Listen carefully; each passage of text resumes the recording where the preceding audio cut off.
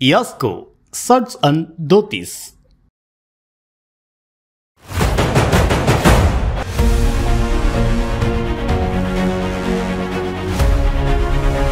ஒரு காங்கிரஸ்காரன் வந்து கலைஞரை காதலிச்சு அதற்கு பிறகு அண்ணா பெரியாருன்னு தேடி பெரியார்கிட்ட போய் ராசானாலே 2Gல பட்ட பாடு அப்படிங்கிறது உங்கள் மனசுக்குள்ளேயும் வடுவாக தான் இருக்கும். அப்போ எந்த மாதிரியான ஒரு சூழ்நிலை இருந்தது? சுப்ரீம் கோர்ட் எகென்ஸ்டாக இருக்குது, எனக்கு சிஏஜி எகென்ஸ்டாக இருக்குது, ப்ரெஸ் எகென்ஸ்டாக இருக்குது, சிபிஐ, இன்கம் டேக்ஸ் எல்லாம் பார்லிமெண்ட்டே எனக்கு இதாக இருக்குது. என்ன பேச விட மாட்டேங்கிறாங்க. ஆனால் என்னதான் அவ்வளோ துணிச்சலோடு இருந்தாலும் கூட அவ்வளோ பெரிய ஹிட்லர் சிஸ்டர் பண்ணிக்கிறாங்க. இக்கட்டும் குரல் பரப்பிய திருவள்ளுவருக்கும் சிலை, தீரமாய் கப்பலோட்டிய தமிழருக்கும் சிலை, அறமலர்த்த கண்ணகிக்கும் சிலை, இப்படி 10 சிலை வைத்ததனால் அண்ணன் தமிழன்பால் வைத்துள்ள பற்றுதலை உலகறிய அந்த அண்ணனுக்கோர் சிலை சென்னையிலே வைத்தபோது ஆள்காட்டி விரல் மட்டும் காட்டுகின்றார், ஆணை இடுகிறார் எம்மண்ணா என்றிருந்தோம், ஐயோகோ இன்னும் ஓராண்டே வாழப் போகிறேன் என்று ஒரு விரல் காட்டியது இன்றென்றோ தெரிகிறது. இது வந்து ஆசிரியர் சொன்னாருன்னு நான் மக்கப் பண்ணேன். Meenakshi College of Nursing, Magadu. Arulmigu Meenakshi College of Nursing, Kanchipuram. BSc, MSc and Post Basic BSc. இப்படி வந்து ஒரு குறைந்த ஆயுளில் அவங்க போயிடுவாங்கன்னு வச்சு தெரிஞ்சிருந்தால் இன்னும் அவங்கள வந்து நல்லா வந்து ட்ரீட் பண்ணியிருக்கலாமோ, கொண்டாடி இருக்கலாமோ, நன்றியை காமிச்சிருக்கலாமோ, பாராட்டியிருக்கலாமோ அப்படிங்கிற எண்ணம் இருக்கும். அதுக்கு ஒரு கவிதை கூட நீங்கள் எழுதியிருந்தீங்க. அப்போ எழுதியிருந்த ஞாபகம், உணர்ச்சி பெருக்கோட அந்த கடிதம். அமைச்சராக வரும்போது, மத்திய இணையமைச்சராக சுகாதாரத்தை இருக்கும்போது என்னுடைய கேபினெட் அமைச்சர் வந்து சத்ருகன் சின்ஹா. அவர் வந்து ஒரு புகழ்பெற்ற நடிகர். அவருக்குன்னு சில வாழ்க்கை முறைகள்லாம் இருக்குது. அப்படி போயிட்டு இருக்கும்போது ஒரு நாள் ஒரு சின்ன ஒரு கிட்டத்தட்ட கலவரம் மாதிரி ஆயிடுச்சு. அந்த கேள்விகள் எல்லாமே ஒரு சண்டை மாதிரி முடிஞ்சது. கலைஞர் வருத்தப்படுறது 2 விஷயம் தான். கிரிக்கெட் ஒன்றுமே தெரியாது, சினிமா பார்த்து ரொம்ப நாள் ஆகிடும், அவரோட தான் போவேன். நமக்கு இருக்கிற ஒரே ஒரு ஹாபி புஸ்தகம் தான். என்னுடைய துணைவியார் கூட சொல்லுவாங்க, எப்பவுமே சீரியஸாக இருக்காதீங்க, கொஞ்சம் ரிலாக்ஸாக இருப்பாங்க. நிறைய புத்தகங்கள் வச்சுருக்கீங்க. இதில் சங்கராச்சாரியாருடைய தெய்வத்தின் குரல் அதுவும் முன்னாடி பளிச்சுன்னு தெரியுது. நானும் சண்முகனானு ஒரு நாள் இருக்கும்போது கடுமையாக அவங்க இந்த ராசிங்க விடுதலை மறைச்சி வச்சிட்டோம். விடுதலை எங்கன்னு கேட்டார். இன்னைக்கு வரலைங்க அண்ணா, முரசொலி லேட்டாக வந்தாலும் விடுதலை தவிர அதை எடுத்துட்டு கேட்டார். போய் எடுத்து கொடுத்தோம். கடுமையாக எழுதியிருக்கார் ஆசிரியர். எழுத உடனே இப்படி பார்த்தாரு, உங்கள் ஊராக அதை காண்டி கொடுக்கூடாது தான் மறைச்சி வச்சு என்னாரு. எங்கள் கட்சி தலைவர் கலைஞர், இவருக்கு என் நாயம் பயப்படணும், வயசு வேறு சின்ன பையன், துடுக்குன்னு பேசிட்டேன். எங்க நேருக்கு பிறகு இந்த துறையை பற்றி போதுமான புரிதல் எந்த பிரதமருக்குன்னு உங்களுக்கு இல்லை. ஆனால் ஒரு 2000 பணம் கொடுங்க ராயல்ட்டின்னு. எதுக்குன்னாரு, ஏன் தொகுதிக்கு வந்தீங்க, அங்கே எடுத்த போட்டால் தான் இந்தியா ஃபுல்லாக ட்ரெண்ட் ஆகிடுச்சுன்னு. அவர் பாருங்க, கலைஞர் புள்ள இல்லை, நான் நீலகிரி தொகுதிக்கு வரதுக்காக ஒரு கடைக்கு போய் இந்த கோட்டை எவ்வளோ கஷ்டப்பட்டு வாங்க தெரியுமா, அதனால் நீ 5000 கொடுனாரு. கணக்கு வழக்கில் கலைஞரோட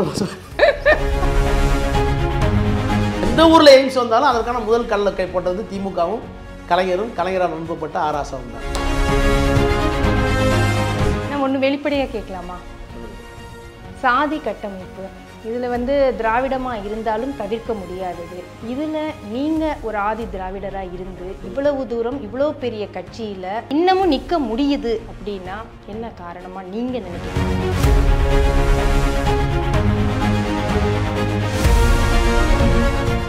மின்னம்பலம் நேயர்களுக்கு வணக்கம். நான் யார் நிகழ்ச்சியில் சந்திக்க போகும் பிரபலம் பஞ்சமன் சூத்திரன். இவற்றை பற்றி இவரை தாண்டி யாரும் அதிகம் பேசியிருக்க முடியாது. நாடாளுமன்றத்திலும் அரசியல் அமைப்பை பற்றியும் அம்பேத்கரை பற்றியும் கர்ஜிக்கக்கூடியவர். இந்த க்ளூவை போதும் அப்படின்னு நான் நினைக்கிறேன். வாங்க பேசலாம். வணக்கம் சார். வணக்கம். நலமா இருக்கீங்களா? நலமா இருக்கேன். திமுகவுடைய துணை பொதுச் செயலாளர், நாடாளுமன்ற உறுப்பினர், இப்போ மண்டல பொறுப்பாளர், இது மாதிரி நிறைய பதவிகள் நீங்கள் பார்த்துட்டு இருக்கீங்க. ஆனால் உங்களை பொறுத்த வரைக்கும் நீங்கள் யாருன்னு நீங்கள் வந்து வெளி உலகத்துக்கு காட்டின தரமான சம்பவங்கள்லாம் இருக்கும்ல, அதில் ஒரு சம்பவத்தை சொல்லுங்கள். நான் யார் என்பதை என்னுடைய பொது வாழ்க்கையும் என்னுடைய கொள்கை ரீதியான பயணமும் திராவிட முன்னேற்ற கழகத்தில் நான் யார் என்பதை தலைவர் கலைஞர் அவர்கள் தீர்மானித்து என்னை இன்றைக்கு வழிநடத்துகின்ற மாண்புமிகு முதலமைச்சர் அவர்கள் எனக்கு ஒரு அடையாளத்தை வழங்கியிருக்கிறார்கள். அந்த அடையாளம் தான் என்னுடைய அடையாளம். ஆனால் ஆண்டிமுத்து ராசா இன்னைக்கு இவ்வளோ பிரபலமான ஒரு ராசாவாக இருக்கிறீங்க. இந்த காலகட்டத்தில் ஆரம்பத்தில் உங்களை வெளிப்படுத்தக்கூடிய சம்பவம் இருந்திருக்கும்ல? அது வந்து ஒரு இயற்கையாக நடந்த ஒரு விஷயம். அதாவது நான் வந்து ஒரு பழுத்த காங்கிரஸ் குடும்பத்தில் பிறந்தவன். என்னுடைய துணைவியாருடைய அப்பா எனக்கு தாய்மாமன், அவரே நாடாளுமன்ற உறுப்பினராக காங்கிரஸ் கட்சியில் இருந்தார், ஐயா கண்ணன். அதனால் எனக்கு காங்கிரஸ் குடும்பத்தில் பற்றி தான் அதிகமாக தெரியும். எங்கள் வீட்டில் காமராஜர் படம், காந்தி படம், நேரு படம் தான் மாட்டியிருக்கோம். அது மாதிரி இருக்கிற போது நான் பள்ளிக்கூடத்தில், அதாவது உயர்நிலைப்பள்ளி மேல்நிலைப்பள்ளி படிக்கும்போது 8ஆம் வகுப்பு படிச்சுட்டு இருக்க போது என்கிட்ட என்னுடைய ஆசிரியர் சொர்க்கோ செல்லமுத்துன்னு ஒரு ஆசிரியர் இருந்தார். அவர் வந்து தமிழ் ஒப்பித்தல் போட்டி அறிவித்தாங்க. பேச்சு போட்டி, கட்டுரை போட்டி, தமிழ் ஒப்பித்தல் போட்டின்னு. அப்போல்லாம் நான் பெருசாக பேச்சு போட்டியில் கலந்துள்ள எண்ணம்லாம் கிடையாது. அவர் நான் தங்கியிருந்த விடுதிக்கு பக்கத்தில் தங்கியிருந்தார் ஒரு வீடு. அவர் என்னை கூப்பிட்டு, என்னை கொஞ்சம் துடிப்பாக இருப்பேன், அவங்க மனப்பாட பகுதியெலாம் நல்லா சொல்லுவேன், முதல் மார்க்கு 2வது மார்க் வாங்கக்கூடிய இடத்துல இருந்ததுனால ஏன்னா அவருக்கு கொஞ்சம் பிடிக்கும். ஆனால் என்னை கூப்பிட்டு, இந்த மாதிரி தமிழ் ஒப்பித்தல் போட்டி வருது, அதில் இந்த கவிதையை நீ வந்து மனப்பாடம் பண்ணி அதை ஒப்பிச்சிரு, உனக்கு தான் ப்ரைஸ் கிடைக்கும்னு சொன்னார். எனக்கு அப்போ என்னன்னே தெரியாது. அது என்னன்னு கேட்டிங்கன்னா, அண்ணா இறந்தப்போ கலைஞர் எழுதிய கவிதை. அது வந்து ஒரு பெரிய நீண்ட நெடிய கவிதை. பூவிதழின் மென்மையிலும் மென்மையான புனித உள்ளம், அன்பு உள்ளம், அரவணைக்கும் அன்னை உள்ளம், மா பழா வாழையின் முக்கணியும் தோற்றுவிடும் அப்படின்னு ஸ்டார்ட் பண்ணி, இதயத்தை உன் கால்மடலில் கொண்டு வந்து வைப்பேன் அண்ணா அப்படின்னு, உங்களோட இதயத்தை இரவலாக தாருங்களேன்னா நான் உன்னிடம் வரும்போது அதை கையோடு கொண்டு உன் கால்மடலில் வைப்பேன் அண்ணான்னு முடியும். பெரிய கவிதை. அதில் நிறைய வரலாற்று உண்மைகள் எல்லாமே வரும். அது ஒரு நீண்ட நெடிய கவிதை. நீங்கள் அதை இப்போ படித்தா நெஞ்ச உழுக்கும். அதாவது அண்ணா இருக்கும்போதே உலகத்தமிழ் மாநாட்டுக்கு வந்து 10 சிலை வச்சாங்க. அன்னை குலம் போற்றுவதற்கு ஔவைக்கு ஒரு சிலை, வளையா நெஞ்ச பாரதிக்கும் வணங்காமுடி பாரதிதாசனுக்கும் சிலை, திக்கெட்டும் குரல் பரப்பிய திருவள்ளுவருக்கும் சிலை, தீரமாய் கப்பலோட்டிய தமிழருக்கும் சிலை, அறம் வளர்த்த கண்ணகிக்கும் சிலை, இப்படி 10 சிலை வைத்ததனால் அண்ணன் தமிழன்பால் வைத்துள்ள பற்றுதலை உலகறிய அந்த அண்ணனுக்கோர் சிலை சென்னையிலே வைத்தபோது ஆள்காட்டி விரல் மட்டும் காட்டி நின்றார், ஆணை இடுகிறார் எம்மண்ணா என்றிருந்தோம், ஐயகோ இன்னும் ஓராண்டே வாழப்போகிறேன் என்று ஒரு விரல் காட்டியது இன்றென்றோ தெரிகிறது. எம்மண்ணா, இதயமண்ணா, நிழல் நீதான் என்றிருந்தேன், கடலிடத்தில் எழுதேட போய்விட்டாயே நியாயம்தானா, நீ கண்மூடி சிந்திக்கும் பேரழகை கண்டுள்ளேன், இன்று மண்மூடி கொண்டுன்னை காணாமல் தடுப்பதென்ன கொடுமை, கொடுமைக்கு முடிவு கண்டாய், எமை கொடுமைக்கு ஆளாக்கி ஏன் சென்றாய், எதையும் தாங்கும் இதயம் வேண்டுமென்றாய், இதையும் தாங்க ஏதன்னா எமக்கு இதயம். இப்படி போயிட்டே இருக்கும். போயிட்டு நான் கடைசியாக உங்களோட இதயத்தை இரவலாக தந்திடுங்கள், கொண்டு வந்து வைப்பேனான்னு சொல்லுவார். இது வந்து ஆசிரியர் சொன்னாருன்னு நான் மக்கப் பண்ணேன். அப்போ வந்து அது உள்ளே நிறைய வரும். சோமசுந்தர பாரதியாரை தோக்கடித்தார், பெரியார் எல்லாமே வரும். 2-3 திங்கள் வரை சிறையில் வாடி தருமூன்று கோளாக தமிழை தந்து 6-3 எழுத்தாலே அண்ணாவானார்பார். அதாவது கலைஞருடைய வார்த்தை சித்தங்கள்லாம் பார்த்திங்கன்னா ரொம்ப எவ்வளவு தாண்டவம் ஆடுங்க தெரியும். அப்போ அந்த கவிதையில் எல்லல், துள்ளல், வரலாறு எல்லாமே இருந்தது. கற்பனை நயம், இதை முழுக்க அப்போ வந்து ஒரு ஒரு மெக்கானிக்கலாக நான் படித்து ஒப்பிச்சது தான். பார்த்தீங்கன்னா ஃபஸ்ட் ப்ரைஸ் மட்டும் இல்லை, ஒரே கரகோஷம். திரும்ப ஆண்டு விழாவில் வந்து மீண்டும் அந்த கவிதை ராஜா வாசிப்பார்னு எங்கள் தமிழாசிரியர் சொல்லி பெரிய எனக்கு அது பெரிய கௌரவம் வந்துருச்சு அந்த ஒரு கவிதையால். இவ்வளோ பெரிய கௌரவத்தை கொடுத்த கவிதை அப்போ தான் சிந்திக்கிறேன், யார் அண்ணா, யார் பெரியார், யார். அதில் ஒவ்வொரு வரி இதில் பெரியார் யார், அண்ணா யார், கலைஞர். அப்போ தேடல் அதிகமாகிடுது. பெரியார் இளம் வயதிலேயே, அந்த 8ஆம் வகுப்பு படிக்கிற போதே அண்ணா யார், எழுதிய கலைஞர் யார். அப்போ எங்கள் ஊர்லலாம் வந்து முரசொலி வந்து அண்ணா படிப்பகம் அப்படின்னு படிப்பகம் வச்சுருப்பாங்க. அதில் வந்து முரசொலி இந்த மாதிரி பத்திரிகைலாம் வரும். இந்த கலைஞரை பற்றிய தேடல் வந்த உடனே அந்த 8ஆம் வகுப்பு படிக்கையிலேருந்து காலையில் வந்து விடுதியில் வந்து 8:30 மணிக்கு சாப்பிட்டு 9 மணிக்கு எங்களை அழைச்சிட்டு போவாங்க. நாங்கள் 60 பேர் இருப்போம், 60 பேர் வரிசையில் அழைச்சிட்டு போவாங்க, டிசிப்ளினாக வார்டன். அங்கே நாங்கள் போன உடனே 9லேருந்து 10 மணி வரைக்கும் அந்த வெளியில் போய் கடை வீதிக்கு போகிறது வர்றது, பஸ் ஸ்டாண்ட் பக்கத்துலேயே இருக்கிறது, அதெல்லாம் இருப்போம். அப்போ நாங்கள் முதல்ல அந்த கவிதையை படித்த பிறகு நான் முதல்ல போகிறது முரசொலி, அந்த படிப்பகத்துக்கு போவேன். அப்போ அந்த படிப்பகத்தெல்லாம் பார்த்தீங்கன்னாக்கா அப்புறம் தேட பிற்பாடு நூலகத்துக்கு போகலாம். அங்கே நூலகம் இருந்துச்சு. நரியும் பரியாய் போன கதை, நாரதர் பெண்ணாய் ஆன கதை, உரியை கண்ணன் உடைத்த கதை, ஊரார் போற்றிய பழைய கதை, எரியில் துரும்பாய் ஆக்கியவர் பெரியார் தந்த பேரறிஞர் என்பார். அப்போ அதுக்குள்ளே இத்தனை அந்த நரியும் பரியாய் போனதான் என்னன்னு தேடுவேன். அது ஒரு புராணம். உரியை கண்ணன் உடைத்த கதை என்ன, கண்ணை ஏன் உரிய உடைச்சான், அதுக்கு ஒரு கதை இருக்குது. ஒரு தேடல் ஆரம்பமாகுது. அப்படி தேடல் ஆரம்பமாகி ஒரு காங்கிரஸ்காரன் வந்து கலைஞரை காதலிச்சு அதற்கு பிறகு அண்ணா பெரியாருன்னு தேடி பெரியார்கிட்ட போய் ரொம்ப அந்த அந்த அந்த அந்த பாடாலூருங்கிற கிராமம் வந்து பெரியார் குடியிலே ஒரு பள்ளிக்கூடம் இருந்தது, அந்த சுயமரியாதை மண். அப்போ அதை அதிகமாக தேடி கல்லூரிகளுக்கு போகும்போது அது இன்னும் விரிவடைந்தது. முசிறி கல்லூரி தான் நான் போனேன். போய் விரிவடைகிற போது அங்கே எனக்கு ஒரு மோதல் வந்துச்சு. திராவிடர் கழக மாநாட்டுக்கு போனேன். அங்கே திராவிடர் கழகத்தில் இருந்து நான் திராவிடர் கழக மாநாட்டுக்கு போனப்போ வர்க்கமாக வருணமான ஒரு பெரிய சர்ச்சை நடந்துச்சு. நீங்களும் இருந்தீங்களா? ஆமாம், அங்கே வந்து டிஸ்கஷன் நடக்கும் மாநாடுகளில், இரவு நேரங்களில் பந்தல்லையே டிஸ்கஷன் நடக்கும். குரூப்பை பிரித்து வச்சுக்குவாங்க திராவிடர் கழகத்தில்.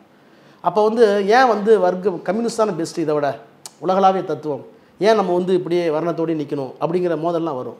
இப்படி மோதல், உரசல் இதெல்லாம் தேறி ரைட், இந்திய சமூகத்தில் புறையோடி போயிருக்கிற சாதி அமைப்பும் மதமும் தான் இங்கே வந்து பலரை தற்கூரியாகவும் பலரை பொருளற்றவர்களாகவும் ஏழைகளாகவும் வைத்திருப்பதற்கு காரணம் இங்கே இருக்கிற மதமும் சாதியும் தான்.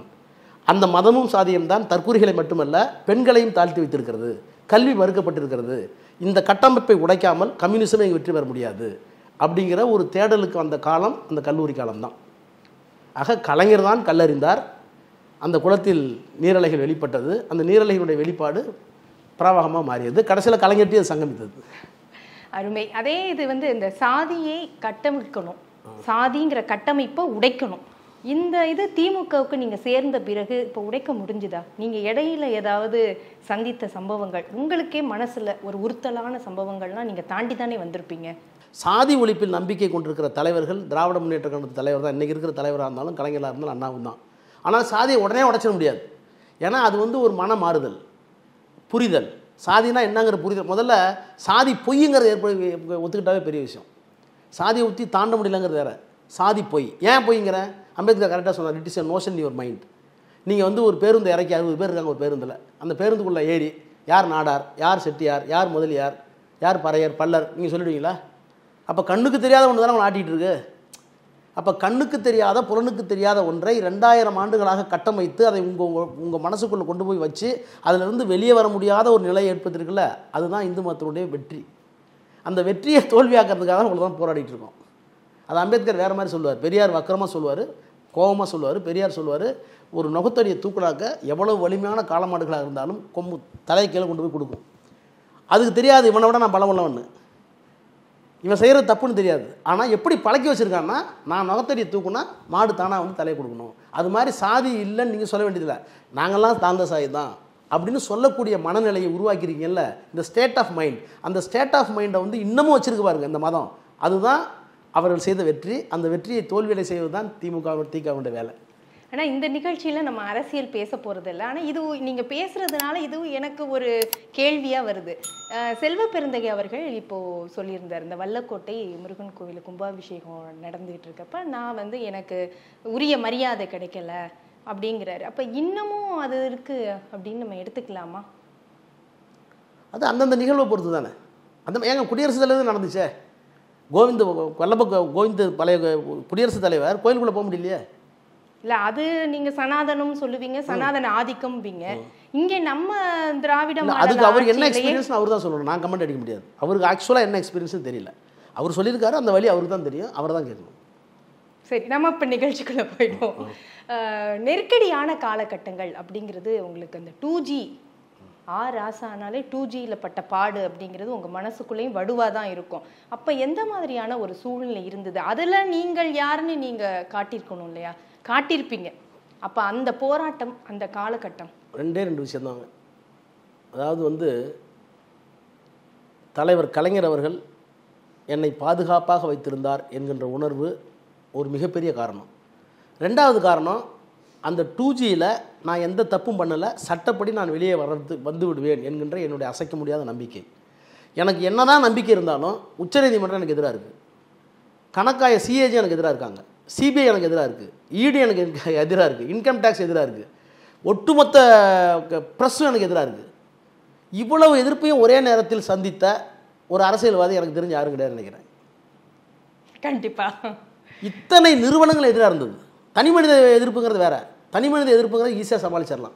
இவன் எல்லாம் நிறுவனங்கள், சுப்ரீம் கோர்ட் எகென்ஸ்டாக இருக்குது, எனக்கு சிஏஜி எகென்ஸ்டாக இருக்குது, ப்ரெஸ் எகென்ஸ்டாக இருக்குது, சிபிஐ, இன்கம் டேக்ஸ் எல்லாம், பார்லிமெண்ட் எனக்கு எதிராக இருக்குது, என்ன பேச விட மாட்டேங்கிறாங்க. அப்போ எல்லா நிறுவனங்களும் எனக்கு எதிராக இருக்கிற போது, எல்லா அரசியல் கட்சிகளும் எதிராக இருக்கிற போது, எனக்குள்ளே வந்து சட்ட வலிமை, அதுவும் வந்து நான் ஒரு சுயமரியாதைக்காரன், திராவிடர் கழகத்தில் இருந்தவங்க, திமுக இருந்தவங்கிறதுனால இந்த தற்கொலை, மனத்தை விடுறது, மனசை விட்டுறது அதெல்லாம் என்கிட்ட இல்லவே இல்லை. அது ஒரு காரணம். ஆனால் என்னதான் அவ்வளோ துணிச்சலோடு இருந்தாலும் கூட, அவ்வளோ பெரிய ஹிட்லர் சூசைட் பண்ணிக்கிட்டார். எனக்கு அந்த மனநிலைக்கு போகாமல் என்னை தடுத்தாண்டு கொண்டவர் என்று சொன்னால் அது கலைஞர் தான். அவர் வந்து எனக்கு நேரிலும் நான் சிறையில் இருந்த போதும் எனக்கு சொல்லி அனுப்புகிற செய்தி, நான் உன்னோடு இருக்கிறேன், திமுக உன்னோடு இருக்கிறது. கலைஞரோடு இருந்தவங்களாம் அப்படி இருந்தாங்கன்னு சொல்ல முடியாதனால கலைஞரோடு இருந்தவர்களே கூட கட்சியில் இருந்தவர்கள் கூட அப்படிப்பட்ட உணர்வை பெற்றிருந்தார்கள் என்று என்னால் உறுதியிட்டு சொல்ல முடியாது. ஆனால் கலைஞர் இருந்தார். அதனால தான் நான் வந்து வெற்றி பெற்ற உடனே அவருக்கு எழுதின கடிதத்தில், அவர் படிக்க முடியலையே தவிர அன்றைக்கி வெற்றி பெற்று நானாக மனப்பூர்வம் எழுதிய கடிதத்தில் பணிக்கூடத்தில் வைத்து என்னை காப்பாற்றிய தாய் அப்படின்னு சொன்னேன். அப்போ உள்ள நெருக்கடிகள் என்னவா இருந்தது? நீங்கள் சொல்கிற மாதிரி தான் எவ்வளோ பேர் ஆறுதல் சொன்னாலும் கூடவே நிற்கிறேன் அப்படின்னு சொன்னாலும் அந்த தனி மனிதனாக அதை அனுபவிக்கணும்ல. நாலா பக்கமும் வரக்கூடிய நான் சொன்ன 2 தாண்டி 3வது ஒன்று இருக்குது. அது என்னோட மறைந்து போன துணைவியார். அவங்க வந்து ஊரெல்லாம் அப்படி சொல்கிறாங்க அப்படின்னு என் பேரில் வந்து ஒரு ஒவ்வாமையவோ அல்லது ஒரு சலிப்புணர்ச்சியோ காட்டியிருந்தால் நான் ஒருவேளை இன்னும், ஏன்னா எல்லாத்துக்கும் குடும்பம்னு ஒன்று இருக்குது. நீங்கள் வந்து எவ்வளோதான் பிரச்சனை வெளியே இருந்தாலும் வீட்டுக்குள்ளே வரும்போது ஒரு பாதுகாப்பும் ஒரு அரவணைப்பு இருந்தால் தான் உங்களால் வந்து தைரியமாக இருக்க முடியும். அந்த வலிமையை, தைரியத்தை இப்போ அப்போ வந்து பள்ளிக்கூட மாணவியாக இருந்த என்னுடைய மகளும் என்னுடைய துணைவியாரும் கொடுத்தார்கள். அவர்களோடு குடும்பத்தாரும் கூட இருந்தார்கள். இப்போ குடும்பம்னு பார்க்கும்போது உங்களுக்கு இப்போ திரும்பி பார்க்கும்போது உங்களுடைய துணைவியார் தற்போது இல்லை, ஒரு வருத்தம் இருக்கும்ல, அது மாதிரி ஏதாவது வருத்தம் இருக்கா? அவங்க கூட நிற்கலை, ஏன்னா புகழடைந்தவர்கள் எல்லாம் அந்த ஒரு இடத்துல வந்து ரொம்ப ஃபீல் பண்ணுவாங்க.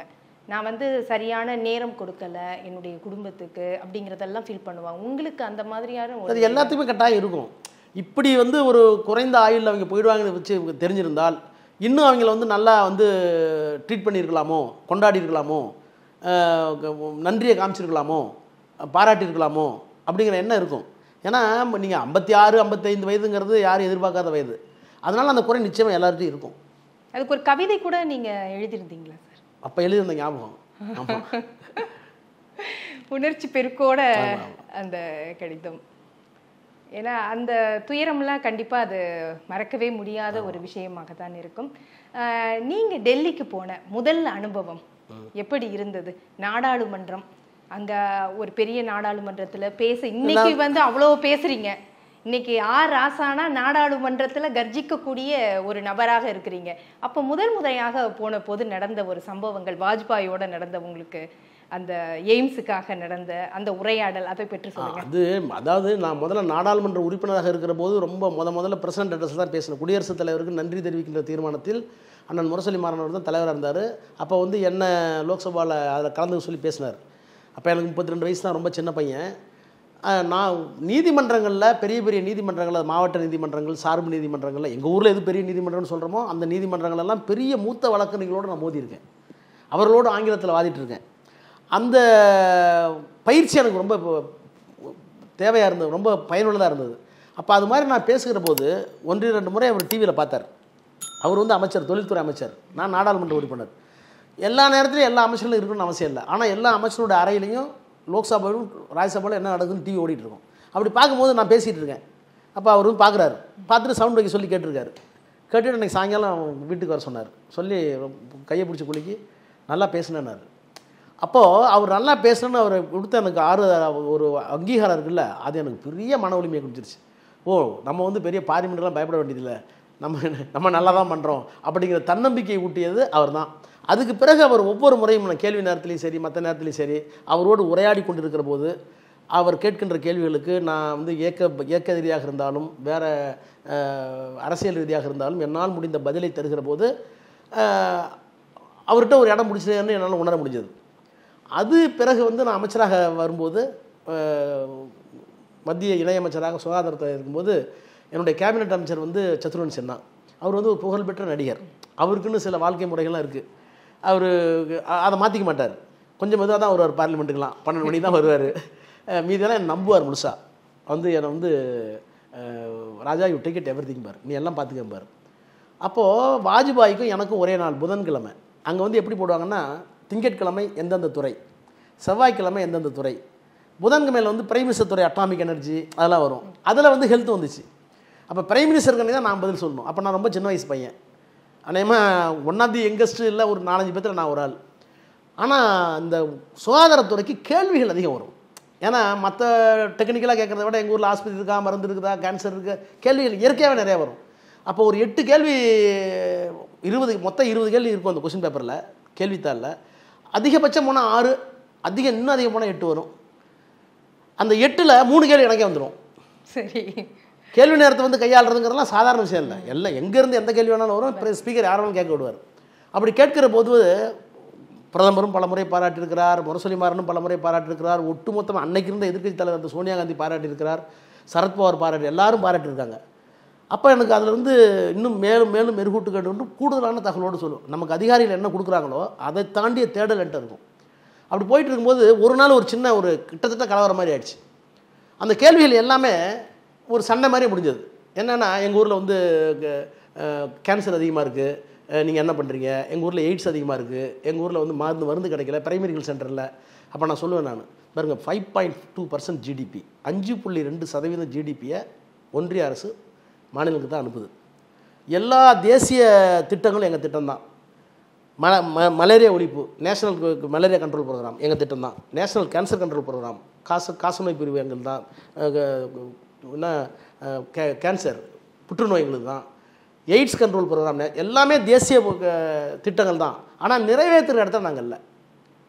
திட்டங்கள் கொடுக்குறோம், பணம் கொடுக்குறோம், நடைமுறைப்படுத்துவது இம்ப்ளிமெண்டேஷன் ஸ்டேட்டில் இருக்குது. நீங்கள் ஸ்டேட்டில் போய் உங்களுக்கு என்ன தேவைன்னு பூர்வாங்க ஒரு தாக்கீதை எனக்கு அனுப்புங்க, ப்ரொபோசல் அனுப்புங்க, நான் தர்றேன். இல்லை எங்கள் ஊரில் கிடைக்கலாமாங்க. இதை 2-3 தடவை வாஜ்பாய் கேட்டுகிட்டே இருந்தார். கேட்டுகிட்டே இருந்து ஒரு கேள்வி நேரம் முடிஞ்சது பிறகு பாராட்டினவரும் அவர் தான். இந்த மாதிரி சிறு சிறு சலப்பு வரும்போது கேள்வி நேரம் முடிஞ்சு நான் வந்து ரெஸ்ட் ரூம் போயிட்டேன். வெளியே வரும்போது அரசு அதிகாரி வந்து உங்களை பிஎம் கூப்பிட்றாருனாரு. ஏன்னா பிஎம் ரூம் பக்கத்துலேயே இருக்கும், லோக்சபா பக்கத்துலேயே இருக்கும். உடனே என்னடா பிரைம் கூப்பிட்றாரு, நான் பயந்து போய் ஏதோ என்னாச்சோன்னு தெரியல போகணும்ல, போனோடனே உட்காருங்க ஆச்சாரு, டீ கொடுத்தாரு. இல்லை நீங்கள் நல்லா பதில் சொல்கிறீங்க, ரொம்ப அப்ரிஷியேட் பண்ணுறேன். ஆனால் அது எப்போ பார்த்தாலும் வந்து மத்திய அரசு தான் செய்யுது, ஆனால் எங்கள்கிட்ட ஒன்றும் இல்லைன்னு சொல்கிறீங்களே, அதுக்கு என்ன தான் வழி அப்படின்னாரு.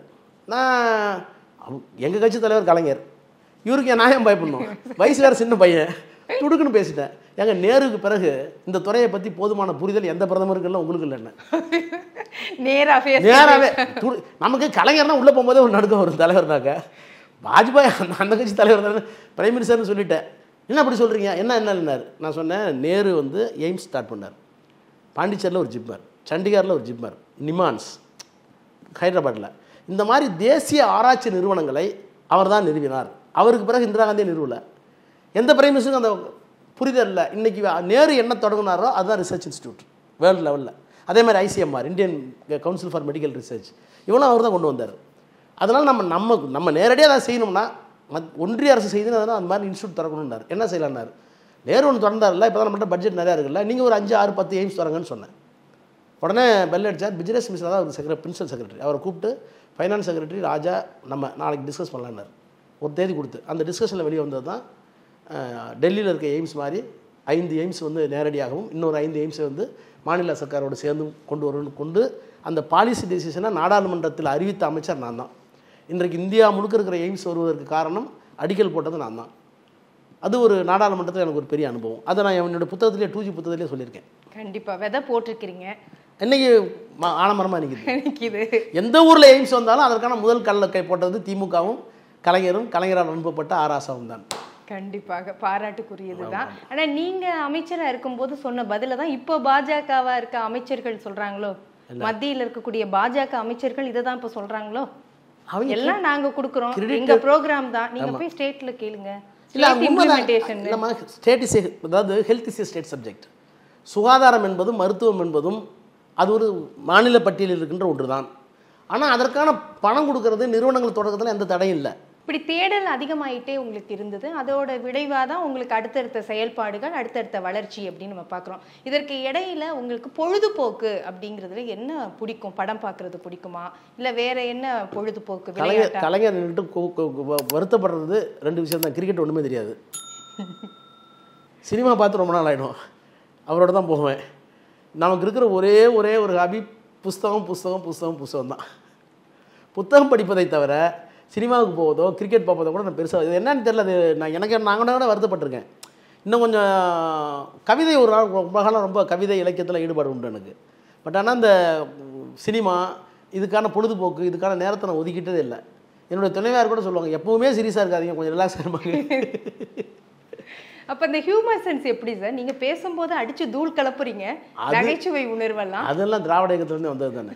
ஐயோ, பெரியாரை நீங்கள் படிச்சனாவே அதுதான் வரும், அண்ணாவை படித்தாலும் அதான் வரும், கலைஞரை பார்த்தா அடிச்சு தான் வரும். நீங்கள் வந்து ஐயா பெரியார் பேசிகிட்டு இருக்காரு, செங்கல்பட்டுலேயே காஞ்சிபுரத்துலேயும் பேசிகிட்டு இருக்காரு. ஐயா நீங்கள் சொல்கிறதெல்லாம் சாதி இல்லை அதெல்லாம் சொல்கிறீங்க, கடவுள் இல்லை மொட்டைப்பாறையில் இருக்க கல்லுன்னெலாம் சொல்கிறீங்களே, அதுக்குன்னு ஒரு சக்தி இல்லையா அப்படின்னு கேட்டேன். அப்போ சொன்னார், ஐயா கேட்டாரான், அவன் வாங்க உட்காருங்க பேசிவிட்டு, நீங்கள் கல்லில் உடைச்ச ஒரு சிலைக்கு வந்து கடவுளாக மாத்திர மந்திர சக்தி உங்கள்கிட்ட இருந்தால் ஒரு தாழ்த்தப்பட்டவன மந்திர சக்தியில் மாற்றிட்டு போங்க, உனக்கு என்ன பிரச்சனைன்னு கேட்டாரான். கேட்டவனே சிரிச்சிட்டானா.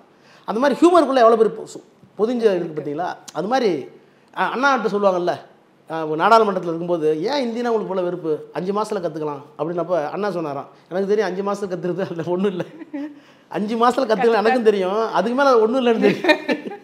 அது மாதிரி நகைச்சுவைங்கிறது திராவிட இயக்கத்தோடு சேர்ந்து தான் வருது.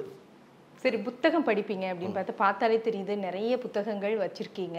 இதில் சங்கராச்சாரியோடைய தெய்வத்தின் குரல் அதுவும் முன்னாடி பளிச்சுன்னு தெரியுதே. ஆமாம், எல்லாம் மாறுபட்ட கருத்துக்களை படித்தா தானே நீங்கள் பேச முடியும். ஒன்றும் இல்லை, இப்போ முருகன் மாநாடு நடத்துகிறாங்களே, அப்போ மத்திய அமைச்சர் ஒன்றிய அமைச்சர் முருகன் வந்து வேலை தூக்குனார்.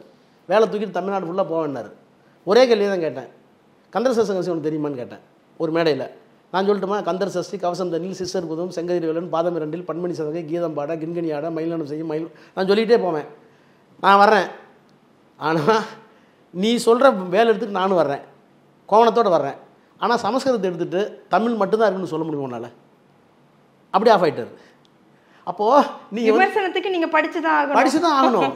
நான் இப்போ நீங்கள் இப்போ பக்தி இலக்கியங்கள் ஏங்க பக்தி இலக்கியங்கள் கேட்டால் எல்லாமே எனக்கு தெரியும், ஆனால் அது எங்கெங்கே குரல் இருக்குன்னு சொல்லுவோம்ல, அது மாதிரி தெய்வத்தின் குரலில், அந்த தெய்வத்தின் குரலில் வேற குரலில் நிறையா இருக்குது. இந்த நகைச்சுவை உணர்வில் நீங்கள் மறக்க முடியாதது, அதுவும் கலைஞர் அவர்களுடன் நீங்கள் அவர் கூடவே இருந்தவர். கலைஞர் வந்துங்க ஒவ்வொரு நிகழ்வுலையும் இன்ஸ்டன்ட்லாம் சாதாரணமாக அவருடைய நகைச்சுவை வெளிப்படும். ஒன்றும் இல்லை, ஹைகோர்ட் ஃபங்க்ஷனுக்கு நான் ஒன்றிய அமைச்சர், அவர் முதலமைச்சர், ஹைகோர்ட் ஃபங்க்ஷனுக்கு கூப்பிட்டுருந்தாங்க. கலைஞர் தலைவர் வந்து என் தோளில் கை வச்சுக்கிட்டு லிஃப்ட்டில் ஏறினார். லிஃப்ட்டு முடிஞ்சு லிஃப்ட்டு திறந்துச்சு. ரிசீவ் பண்ணுறதுக்கு மூத்த வழக்கறிஞர் காந்தி, அவர் அன்றைக்கி பாரத ஸ்டேஷன் தலைவராக இருந்தாருன்னு தெரியல, ஞாபகம் இல்லை, ஏதோ ஒரு பொறுப்பில் இருந்தார். அவருக்கு நல்ல உறவு, கலைஞருக்கு அவருக்கு நல்ல உறவு. அவர் வந்து நான் இந்த பக்கம் இருந்ததுனால லிஃப்ட்டு திறந்தோடனே அவர் முதல்ல போன உடனே அவர் தோல் கொடுத்தார். தோல் கொடுத்தவொடனே தோளில் கை வச்ச 2வது செகண்டு காந்திக்கு தடி உண்டியா, காந்தியே தடியாக மாத்திரம் நான் தானார். அந்த இடத்துல காந்தியவே தடியாக மாத்திரம் நான் தானார். உடனே காந்தியை சிரிச்சு எல்லாரும் சிரிச்சிட்டாங்க. ஃப்ராக்ஷன் ஆஃப் செகண்டில் ஒரு நகைச்சுவை வரும்.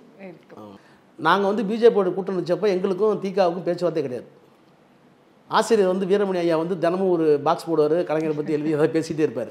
நாங்கள் என்ன பண்ணோம், புத்தகம் எழுதியிருக்கேன். ஒரு தடவை என்ன பண்ணோம், நான் வந்து அமைச்சரை பண்ணான், நானும் சண்முகனானு ஒரு நாள் இருக்கும்போது கடுமையாக விமர்சித்திருந்தார் ஆசிரியர். விடுதலை மறைச்சி வச்சிட்டோம். விடுதலை என்ன சாயங்காலம் 5 மணிக்கெலாம் வந்துடும், அடுத்த நாள் பேப்பர். தலைவர் மாலை முரசு பார்க்குறவர் இல்லையே விடுதலை பார்த்துருவார். அவர் திட்டிருந்தாலும் பார்த்துருவார், நாளையும் பார்த்துருவார். விடுதலை எங்கன்னு கேட்டார், இன்றைக்கி வரலைங்க அண்ணன். முரசொலி லேட்டாக வந்தாலும் விடுதலை தவிர அதை எடுத்துகிட்டு வா கேட்டார். போய் எடுத்து கொடுத்தோம். கடுமையாக எழுதியிருக்கார் ஆசிரியர். எழுதின உடனே இப்படி பார்த்தாரு, உன் குருநாதரை காண்டி கொடுக்கூடாதுன்னு தான் மறைச்சி வச்சு என்னார். ஏன்னா தீக்காவது வந்ததில்ல. நான் வந்து இல்லைங்க அது லேட்டாக வந்துருப்பாட்டுருக்கேன் சொல்லிட்டு சொன்னேன், ராஜா இப்படி எழுதினால்தான் அவர் வீரமணி, இல்லை என்றால் அவர் ஈரமணினார். இதை 2 பேரும் இருக்கும்போது நான் சொல்லியிருக்கேன், எழுதியிருக்கேன், ஆசிரியருக்கும் தெரியும். அப்போ இன்னொருத்தருடைய ஸ்பேஸை நம்ம எடுத்துக்கக்கூடாது. அது காரணம் சொன்னார். நம்ம அரசியல் ரீதியாக எப்படி அண்ணா ராஜாஜியோட உறவுக்கு நிர்பந்தம் வந்துச்சோ அது மாதிரி நம்ம ஒரு நிர்பந்தத்துக்காக வச்சோம். அது அவருக்கு ஏற்புடையதல்ல, அவர் விமர்சிக்கத்தான் செய்வார். ஆனால் நம்முடைய மூலாதார கொள்கையை இழக்காமல் நாம் பார்த்து கொண்டோம் அல்லவா, இந்த 3ஐயும் கட்டி போட்டு. இப்போ நான் என்ன சொல்ல வரேன்னா, பெரியார் இருக்கிற போது ஆபத்து இல்லை, அண்ணா இருக்கிற போது அந்த ஆபத்து அரும்பி இருந்தது. கலைஞர் இருக்கிற போது ஓரளவுக்கு இருந்தது, ஆனால் அதை கட்டி போட்டவர் கலைஞர் வேறு வழியாக. ஆனால் பெரியார் இல்லை, அண்ணா இல்லை, கலைஞர் இல்லை. இந்த 3 பேரும் இல்லாதப்ப 350 தாண்டி வந்துட்டாங்க நாடாளுமன்றத்தில். இது இந்து நாடுங்கிறாங்க. இந்த நேரத்தில் ஒரே மொழி, ஒரே நாடு, ஒரே தேர்தல், ஒரே மதம், ஒரே சோறு எல்லாம் சொல்கிற நேரத்தில் நாங்கள் டெல்லிக்கு அவுட் ஆஃப் கண்ட்ரோல்னு சொல்லக்கூடிய ஆற்றல் ஒரு மனிதனுக்கு இருக்கிறது என்றால் அந்த மனிதனுக்கு பின்னால் பெரியார், அண்ணா, கலைஞர் இன்னும் உயிரோடு இருக்கிறார்கள் என்று தானே பொருள். அங்கே தான் அவரை பிரமிச்சு போகிறேன்.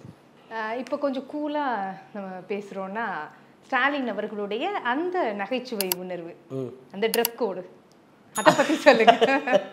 அது கலைஞரோட பிள்ளைல அவர்கிட்ட இருக்கும்ல, ஊட்டிக்கு வந்து ஒரு 5 நீலகிரிக்கு வந்து ஒரு 5 நாள் தங்கியிருந்தார். தங்கினப்போ ஒரு கோட்டு பேண்ட் ஷூட்லாம் போட்டிருந்தார். ஏதோ ஒரு தற்செயலாக வந்து 2 பாக்கெட்லையும் கை விட்டு அப்படி பார்த்துட்டு இருப்பார். அது வந்து ரொம்ப ட்ரெண்ட் ஆச்சு. அது வந்த 2 நாளில் சென்னைக்கு வந்துட்டார். 2 நாளில் நம்ம மாநிலத்தினுடைய பொருளாதார வளர்ச்சி முதல் தடவையாக கணக்கு எடுத்தாங்க. அது இந்தியாவினுடைய பொருளாதார வளர்ச்சியை காட்டிலும் அதிகமாக இருந்தது.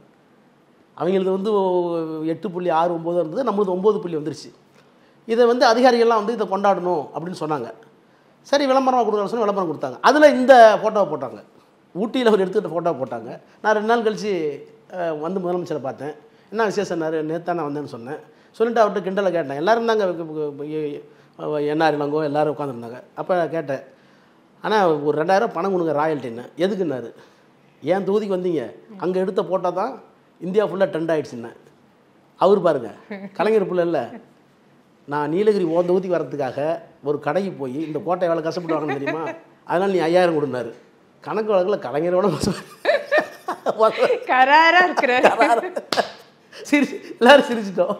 அது மாதிரி அதே மாதிரி உடன்பிறப்பே அப்படிங்கிறதுல ரொம்ப அந்த வார்த்தை அப்படிங்கிறதோட வீரியம் வந்து கலைஞர் அவர்களிடம் இருந்துதான். அதில் கொடுத்த முக்கியத்துவம் எப்படி இருந்தது? ஒரு எளிமையானவர்கள் தொண்டர்களாக இருக்கட்டும், எல்லாருக்கும் ஒரு முக்கியத்துவம் கொடுக்கணும்னு கலைஞர், அதுதான் அதோடைய சக்ஸஸ்ன்னு நம்ம எடுத்துக்கலாம் இல்லையா? அந்த மாதிரியான ஒரு சம்பவம். அதாவது கலைஞர் வந்து இயக்கத்தை எப்படி நடத்த வேண்டும், அந்த இயக்கத்தில் இருக்கிற ஒரு தனி மனிதனை ஒரு தொண்டனை எப்படி நடத்த வேண்டும்லாம் பார்ப்பார். அது மாதிரி மாஸ் கான்டாக்டில் கலைஞர் வந்து பேப்பரை காலையில் 5 மணிக்கு படித்தாருன்னா உடனே கலெக்டர்கிட்ட போவார். அங்கே அந்த அந்த ஏதோ ஒரு நோயாளி இருக்காங்களா பாருங்கள் எல்லாம் பேசுவார். கலெக்டரில் தூங்க முடியாது. கலைஞர்கிட்ட நாங்களே 5 மணிக்கு மேலே தூங்க முடியாது, 4:30 மணிக்கு மேலே. அவரு நம்ம நீ பேப்பரை பார்க்காட்டி நாங்களாம் பாட்டு வாங்கியிருக்கோம் பல தடவை.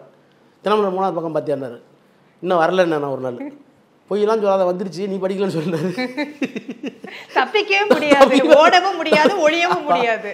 இப்போ தொண்டர்களை வந்து கையாளுவதில் கலைஞர் அவர்களுடைய அந்த பண்பு அப்படிங்கிறத பார்த்தோம். உங்களுக்கு தனிப்பட்ட முறையில் ஒரு அனுபவம் இருக்கா, பக்கத்துல இருந்து பார்த்த அனுபவம்? அதாவதுங்க, கலைஞரை ரொம்ப பக்கத்தில் பார்த்ததெல்லாம் 99 2000 அண்ணன் முரசொலிமாறனுடைய மறைவுக்கு பிறகு தான் அவருடைய அவரோட ரொம்ப நெருக்கமாக இருந்தது. ஆனால் கலைஞர் வந்து எப்படி தொண்டரோடு அணுக்கமாக இருக்கிறார் என்று இன்னமும் நான் வியந்து ஒரு மேடையில் பாராட்டின வரலாறு உண்டு. அப்போ வந்து 97, நான் 96 எம்பி, 32 வயசில் எம்பி ஆகிட்டேன். ரொம்ப சின்ன பையன். கலைஞர் கிட்ட போகணும், தூரத்தில் தான் பார்ப்போம், ஏன்னா சீனியர்ஸ்லாம் இருந்தாங்க. அப்போது தமிழ்நாடு ஹவுஸில் இருக்கார். அப்போ வந்து தேவகவுடாவை எடுத்துகிட்டு குஜராத்தில் வந்து பிரைம் மினிஸ்டர் ஆக்கணும். அந்த ஒரு அரசியல் நெருக்கடிக்காக கலைஞர் கூப்பிட்ருக்காங்க, யாரை பிரைம் மினிஸ்டர் ஆக்கலாம் வாங்கன்னு. தமிழ்நாடு ஹவுஸில் உட்காந்து டிஸ்கஸ் பண்ணிகிட்டு இருக்கோம். ஓரளவு முடிஞ்சிருச்சு, குஜராத் தான் அப்படின்னு முடிவு பண்ணிடுச்சு. இந்தியாவில் இருக்கிற எல்லா தலைவர்களும் தமிழ்நாடு இல்லத்துக்கு வந்து கலைஞர்கிட்ட சொல்லி நீங்கள் எடுத்த முடியும் தான் சரின்னு கைகூலிட்டு போகிறாங்க. நாளை மறுநாளோ பதவியேற்பில் இருக்கணும். அப்போ வந்து அண்ணன் முரசொலிமாறன்ட்ட சொல்கிறார், ஏப்பா நான் வந்து சென்னையில் நாளைக்கு கல்யாணம் இருக்குது, நான் போகிறேன், இப்போ தான் எல்லாம் முடிஞ்சு போச்சேன், பதவியேற்பில் தான் நான் டிவியில் பார்த்துக்கிறேன், நான் கிளம்புறேன் அப்படின்னாரு. அவர் சொன்னார், என்னம்மா நாளைக்கு இருக்குது, நீங்கள் தான் எல்லாம் பண்ணீங்க, நீங்கள் போய்ட்டு அப்படிலாம் தப்பாக நினைப்பாங்கன்னாரு. அப்போ சொன்னார், இல்லைப்பா அவன் தாயகம் கவின்னு ஒரு மாணவர், நீ அவன் திருமண நாள், நான் இல்லைன்னா மனசு உடஞ்சிருவான், நான் போகணும். பிரதமர் பதவியேற்பு விழா, பிரதமர் பதவியேற்போட அப்போ எனக்கு தாயங்கவி யாருன்னு தெரியாது. தாயகங்கவின்னு ஒரு மாணவர் ஒரு தம்பி இருக்கான், அந்த தம்பி என்கிட்ட தேதி வாங்கியிருக்கான், நான் இல்லைன்னா அவன் மனசு ஒடிஞ்சிருவான், நான் போகிறேன் நீ இருந்து பாருன்றார். எல்லோரும் நான் உட்காந்துருக்கேன், போகிறேன், சின்ன பையன் ஓரமாக உட்காந்துருக்கேன். எல்லாரும் அப்புறம் எல்லோரும் சமாதானப்படுத்தி அது இப்போ விசாரிச்சுக்கலாங்க, நம்ம வீட்டுக்கு கூட கூப்பிட்டுக்கலான்னு சொன்ன பிற்பாடு அப்படி யோசிச்சுட்டு டக்குன்னு சண்முகநாதன் லெட்டர் பேட் எடுத்து வந்தார். எல்லாரும் இருக்கான், லெட்டர் பேட் எழுதிட்டு இருக்காரு. அன்புள்ள தம்பி தாயகம் கவிக்கு, அரசியல் சூழ்நிலை காரணமாக என்னால் வர முடியும் நீ அறிவாய் நினைக்கிறேன், நான் வராததால் உன்னை மனம் எவ்வளவு வேதனைப்படும் என்று தெரிகிறது, என்றாலும் உன் துணைவியார் என்னமோ எழுதினார், கைப்பட எழுதினார். எழுதி போஸ்ட் பண்ணி சாயங்காலம் இதில் கூறியல் கூட போடல, சாயங்காலம் ஒரு ஆளை போட்டு ஃப்ளைட்டில் போட்டு போய் மாப்பிள்ளை போடுறாரு. முதலமைச்சர் இந்தியாவினுடைய பிரதமரை நிர்மாணிக்க வேண்டிய இடத்துல இருக்கிற ஒரு சூழல். அப்போ கூட என்கிட்ட தேதி வாங்கின ஒரு தொண்டன் திருமணத்துக்கு நான் போகணுன்னா தப்பாக போயிடும் அப்படின்னு நினைக்கக்கூடிய உள்ள கிடக்க இருக்குல்ல, அதுதான் உடன்பிறப்பேன். பெரிய விஷயம் தான் சார். இன்னொரு கேள்வியும் இருக்குது சார். இப்போ உங்களுக்கு நிறைய சீனியர்ஸ் இருப்பாங்களே, KN நேரு அவர்கள் இருக்கிறாங்க, துரைமுருகன் அவர்கள் இருக்காங்க. இப்போ இங்கே இருக்கக்கூடிய ஒரு பாண்டிங் பிணைப்பு அப்படிங்கிறது எப்படி இருக்குது? அதுதான் தலைவர் கொடுக்குற இடம் தான். தலைவர் வந்து சீனியர் ஜூனியர்ஸுக்குள்ளே உள்ள மரியாதை, வயது கொடுக்க வேண்டிய மரியாதை வேறு. கலைஞர் எப்படி பண்ணுவார்னா, வயதுக்கு மரியாதை என்பது வேறு, வார்த்தைக்கு மரியாதை என்பது வேறு. நீங்கள் ஒரு டிஸ்கஷனில் நான் சொல்கிறது சரியா சீனியருக்கு சொல்கிறது சரியா அப்படிங்கிற சீனியாரிட்டி வச்சு பார்க்க மாட்டார். அந்த சொல்கிற வார்த்தையில் இருக்கிற செய்தியும் உள்ளடக்கமும் உண்மையை வச்சு தான் பார்ப்பார்.